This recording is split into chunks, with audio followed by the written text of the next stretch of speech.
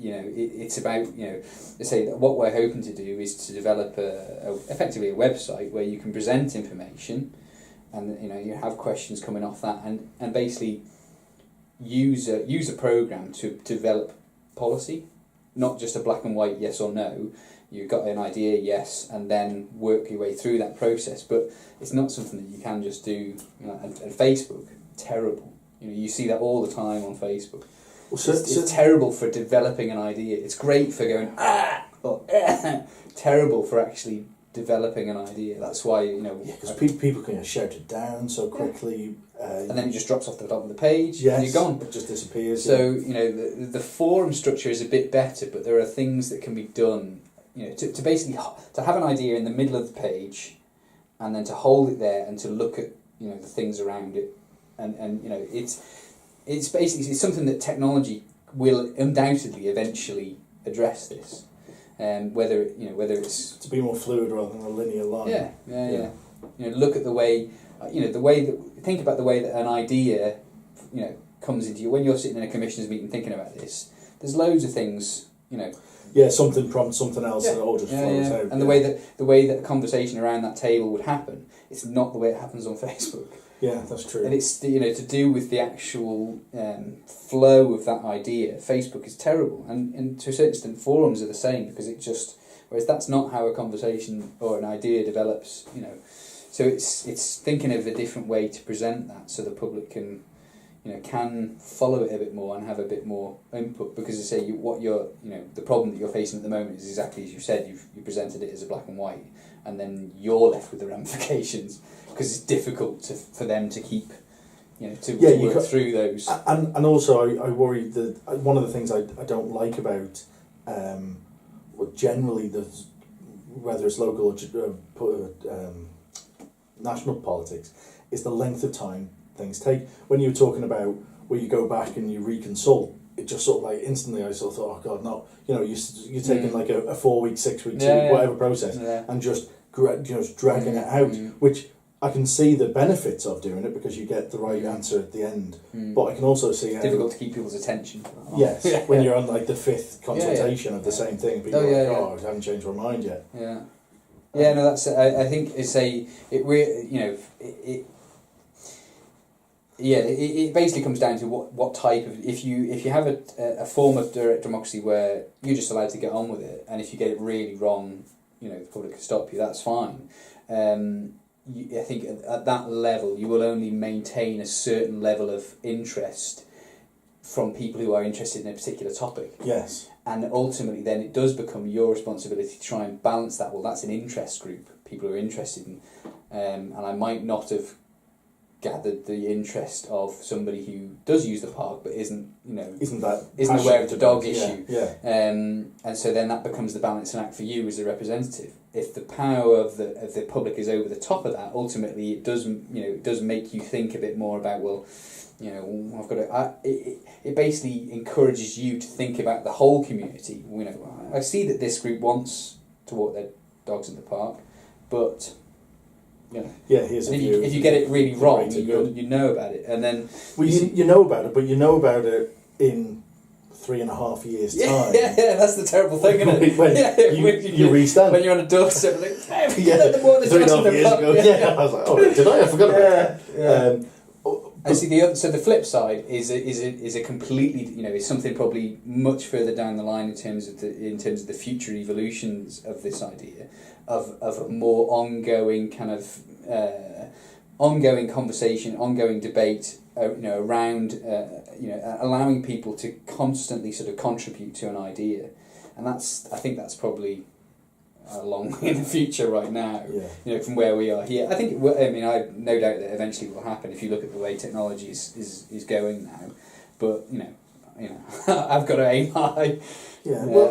I'm in a way I'm surprised, because I think it was the 2001 general election. Someone stood up in Ramsey, I think his name was Gill, and he talked about online voting just for the general election. And in a way, I find 15 years on still amazing that we don't have that and we haven't progressed it.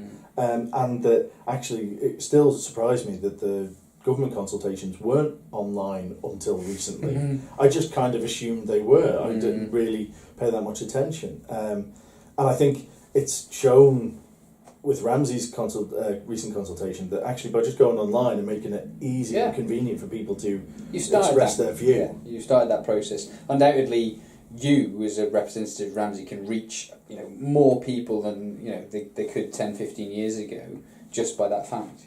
You can reach so many of your constituents right now just by picking up your phone. That's the start. That's basically where it starts, isn't it? The problem is how does that conversation then go? Which is what we're talking about with Facebook.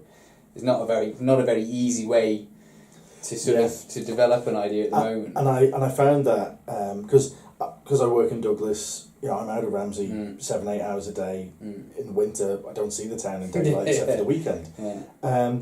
So that's why I went to Facebook and sort of created my little commissioners page just so I could, talk about issues. Yeah. And yesterday I posted something about the roadworks and there was a lot of feedback, which was great. I really enjoyed hearing different views, talking about it. But it's not an efficient way to do it, though, is it? It wasn't, because I was sort of repeating myself again and again. Yeah. And I'm not saying I was right in what I was saying, but the people were coming up with the same point, which is beneficial to me because you're getting a trend. You say, actually, 5 people have said the same thing now, so that's a concern that people have. I look at it. But also it means I can't ignore those people, so you've got to reply. So I spent a fair amount of time last night on my phone just sort of replying. I thought, it's not efficient. No, that's basically, for me, looking long term in the future. That's what I'm interested in. Is this idea of like I've just transferred all of my business accounts to a new cloud-based software. I'm over them. I've never touched accounts in 8 years. I'm over the moon, and it's basically down to the fact that somebody has sat down and thought about how can we make accounting software idiot-proof? How can we make it that even this accounting idiot, even somebody who has not looked at books in 8 years can? And I did it over Christmas. I transferred all of my accounts from an old Excel-based software that I'd never looked at because I had nothing to do with it onto this new. And behind the scenes, it's the same program. It's doing the same things. It's just that they've sat down and thought about that, and that's essentially what we're talking about. It's sitting down and thinking about this interface, thinking about the way that this, to make transfer of more information convenient. happens. Because now I'm using accounting software that, literally it's doing things that I can't. It's just like, I just clicked the button and everything happened. And all it's taken is for somebody to sit down and think, well, that's the nuts and bolts of it, but how can we make that interface a little bit? Because that's basically all we're talking about, is trying to figure out a more efficient way of typing out that answer and then typing it out again 5 minutes later because they've scrolled down and they haven't read, that's probably for the future. But so here's another thought, or it makes me think about the Facebook stuff, especially the I'm Using Politics group. I think it's great. I think it's great there's MHKs on there who interact. But I wonder, and I think about this for the survey we've done, if you're the MHK for Ramsey, if you're spending your time answering the belligerent Facebook posts of someone from down south, is that as beneficial? So we've got our survey, we've asked you to put some contact details in, so which is a sort of like a bit of an idea just to sort of make sure I just can't log in 17 times and put my opinion across. But actually, the park is used by people all over the island, it's not to say that we should just listen to Ramsey's views, but again, if you have a particularly like a group of dog walkers, from Peel come to or vice versa, you have an awful lot of people who are sort of like, I don't know, anti-dogs, and they get all together from wherever. Are you like, and it gets back to the sort of accountability. In 3.5 years' time, if I want to be a commissioner again, I'm not going out to the people of Peel or Port Erin. I'm going to the people of Ramsey. And I'm saying, actually, I want you to vote me back in for what's good for Ramsey. So is this sort of global, well, not global, but the internet, that convenience, actually making it easier for you to fall foul of making the wrong decision based for the people who will ultimately vote you back in? Like you said before, that sort of that fear, I'm going to use the word fear, that politicians act in a certain way to make sure that they stay in because they don't upset the electorate. Yeah. Well, that's fine if everyone's your responsibility, but if you're very focused in one area. I mean, it's tricky, isn't it? Because, like, you know, with the dog issue in the park, like, if you changed the dog laws and it meant that less people came to Morag Park because they didn't like dogs or whatever, you know, technically there would be a you know, there's a detriment to Ramsey there. Yeah, absolutely. Ramsey's lost footfall, etc., etc. So, you know, I suppose you know, in one way it encourages a broader, you know, because to go back, you know, during the election they said, well, how would you ensure basically that the marine biological station was redeveloped for Russian, you know, rather than doing the pier in Ramsey? Yeah. You know, well, there's more people who live in Russian than Ramsey, so they'd be able to outvote them. And it's like, well, yes, in that respect, you know, to deal with an issue like that, you have to start by saying, well, what is it that we're doing? Why are we doing this? There has to be, you know, you have to get people involved in developing an overarching policy, and develop that policy in a way that objectives can be set and markers can be set, so you can assess both of those projects from a national. If it's going to have a national input, you can assess them from a national perspective and say, well, that meets more criteria than that one, so we're going to do that one first. And it's, you know, you have to try and refine the system so that it eliminates NIMBYism, because what you have at the moment is NIMBYism. You know, you'll get you know, oh well, I need to do that because it's good for my political career, that's fine, that's logical. It might not be in the interest of the nation, you know, as a national politician, which is it's a big problem. And you know, they're talking about it in their programme for government about changing the planning policy to suit government priorities. What does that mean?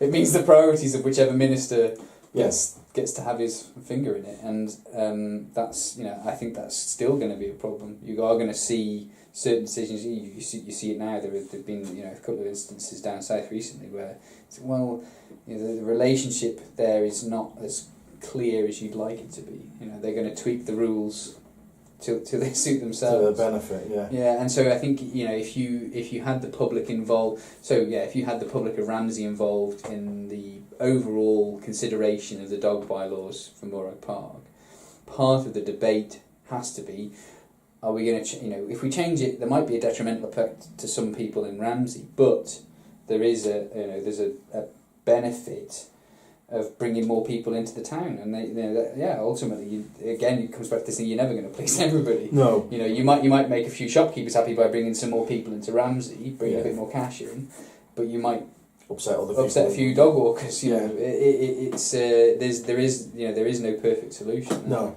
I mean, I think